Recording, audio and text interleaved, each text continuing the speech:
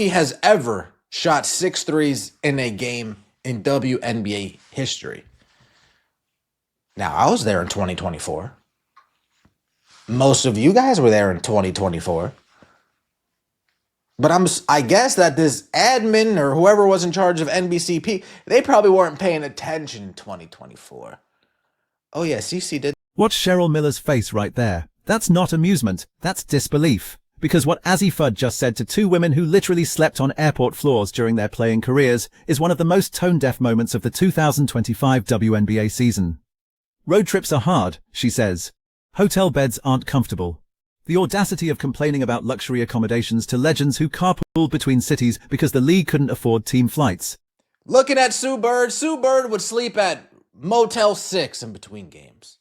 Sue Bird would sleep at Red Roof Inn. Folks, sometimes, this is a true story, sometimes during these WNBA road trips back in the day, they'd even have motels to sleep in. They didn't even have hotels to sleep in. Sue Bird would sleep at Motel 6 between games. Red Roof Inn was considered an upgrade. Sometimes there weren't even motels available, so players crashed in airport terminals waiting for their next flight. This isn't ancient history we're talking about. Sue Bird retired in 2022. 3 years ago, one of the greatest players in WNBA history was dealing with conditions that would make today's rookies quit on the spot. And now here's Azzi Fudd, making 6 figures in her rookie contract, complaining about thread count to the women who built the foundation she's standing on. The turnaround is like that. You're not eating your own food. You gotta order out. You're sleeping in a different bed every night. Welcome to the pros, baby. Welcome to the big leagues, baby. Welcome to the big leagues where, you play on road trips. Where you're not home every single day. Where you have to fly out and play in a city that you don't live in and stay in a hotel and sleep in a bed that's not yours. The backlash was immediate and brutal. Twitter erupted with a nickname that's now following her everywhere, Princess Azzi. The Yukon princess getting crushed in the comments by fans who watched the interview and couldn't believe what they were hearing. Because this isn't just about one complaint, it's about reading the room. It's about understanding who you're talking to and what they sacrificed so you could have the career you have today. Entitled Yukon Brat. She acts like a child, yet she's less than a year younger than Clark. The majority of WNBA players are so unlikable. Grow up. What an incredible snowflake. She's not grateful for an amazingly high salary that she has to complain to vets who had so much less, who paved the way for her to be the spoiled brat she is. The entitlement is strong with this one. Then NBC Peacock decided to pour gasoline on the fire. After Azzi hit 6 3-pointers in 1 quarter against the Liberty, their social media team posted that no rookie had ever hit 6 threes in a game in WNBA history. Except that's completely false. Caitlin Clark hit 7 3-pointers in a single game against the Mystics on June 7, 2024. Not 6, 7, less than a year ago. And the community notes came flying in with receipts. And you're wrong when you get hit with a community note on Twitter. Damn. You know you're big wrong. Wrong, okay. But you're big wrong when you get hit with a community note on Twitter like, whoa. Fake news. Fake news. This is fake news. Caitlin Clark hit 7. She did. Damn. Crystal Robinson did it for the Liberty back in 1999. Multiple rookies have hit 6 or more threes in a game. The actual record Azzi set was most 3-pointers in a single quarter, which is legitimately impressive. 6 threes in 1 quarter is nothing to dismiss. But NBC couldn't just celebrate that achievement. They had to manufacture a fake record, and they got caught immediately. The post is still up with a community note attached, broadcasting their error to everyone who sees it. Folks are pulling out the receipts. June 7th, 2024, 7 3-pointers made. You guys are embarrassing with this shoddy reporting. CC had 7 trays in 2024. Yeesh. Not only did she do 6 versus Dallas, she did 7 versus the Mystics. Jeez. Fake news. Don't believe everything you hear. Fake news. Caitlin Clark had 7 in a game versus Mystics. I got to work on it. I know I got to work on it. Here's what makes this pattern so revealing. This is the second time NBC has gone out of their way to elevate certain players while downplaying others. First, they scheduled Asia Wilson and Angel Reese on NBC's main national television broadcast. Then buried Caitlin Clark on NBC Sports Network, a channel most people don't even get. One game pulls ratings we can measure and discuss. The other disappears into a viewership black hole where we conveniently can't verify the numbers. Strategic scheduling at its finest. Fans are letting Azzi Fudd have it. Princess might be a good nickname. Might be a fitting nickname. The Princess Azzi Fudd getting crushed today. Ooh. The comments on Azzi's interview tell you everything about how fans are processing this moment. Entitled Yukon Brat, she acts like a child yet she's less than a year younger than Clark. What an incredible snowflake. These aren't casual basketball fans. These are WNBA supporters who are genuinely frustrated by what they see as a lack of gratitude for the opportunities these rookies have today compared to what previous generations endured. You follow me, I'll follow you, and the car behind me will follow. Like, these guys are driving in a line. One following the other, following the other, following the other. Remember carpool? And they'd carpool together. Hey, I'll drive you, you, and you drive you, you, and you. Like, folks, this is a true story. I heard that some of them were actually hitchhiking on the side of the road. I heard some of these players were hitchhiking. One comment captured the sentiment perfectly. She's not grateful for an amazingly high salary. She has to complain to vets who had so much less, who paved the way for her to be the spoiled brat she is. That's harsh, but it reflects a real disconnect between how some rookies perceive their circumstances and the historical reality of what this league has been. The WNBA's average salary in 2025 is over $90,000. In Sue Bird's early years, players were making $30,000 and supplementing their income by playing overseas year-round. So let's talk about what's really happening here, because this goes deeper than one awkward interview or one incorrect social media post.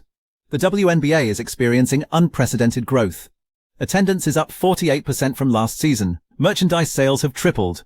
Expansion teams are being added in multiple cities. Television deals are being renegotiated at significantly higher values. This is the golden era that players like Sue Bird, Cheryl Miller, Lisa Leslie, and Diana Taurasi fought for decades to create. They played in empty arenas. They flew commercial middle seats. They ate fast food because per diem barely covered a decent meal. They did all of that so the next generation wouldn't have to. And now that next generation is here, reaping the benefits of that sacrifice, and some of them don't seem to understand the weight of what was given to them. Azzi Fudd is a talented player. Her 6 3-pointers in a quarter was genuinely impressive basketball. She's got a legitimate future in this league if she continues developing. But talent doesn't exempt you from understanding context. Talent doesn't mean you get to complain about hotel rooms to women who slept on floors. The comparison to Caitlin Clark keeps coming up in these comments, and it's worth examining why. Clark dealt with physical play that bordered on assault during her rookie season. She got hip-checked into the scorer's table. She got flagrant fouled repeatedly. She faced constant criticism about her game, her attitude, her fans, everything. And through all of it, she never once complained publicly about the conditions. She never whined about travel or accommodations or anything else. She just played basketball and let her performance speak. That's the standard fans are now using to evaluate other rookies. Fair or not, that's the reality. When you complain about relatively minor inconveniences while another rookie in your same draft class is handling legitimate adversity with grace, you're going to get compared unfavorably. That's not about one player being better than another. It's about professionalism and perspective. The NBC situation reveals something more troubling about how the league's media partners are approaching coverage. When you deliberately create false narratives to prop up certain players, you're not helping those players. You're setting them up for backlash when the truth inevitably comes out. Azzi didn't need a fake record. Her actual accomplishment was worth celebrating. But NBC's social media team couldn't resist the temptation to manufacture something bigger, and now both Azzi and the network look foolish. This is the same network that's been accused of strategic scheduling to boost certain narratives while suppressing others. When you hide your biggest ratings draw on a secondary channel that most viewers can't access, you're not making a scheduling decision. You're making an editorial decision about which stories you want to tell and which ones you want to bury. And fans notice. They're not stupid. They see the pattern.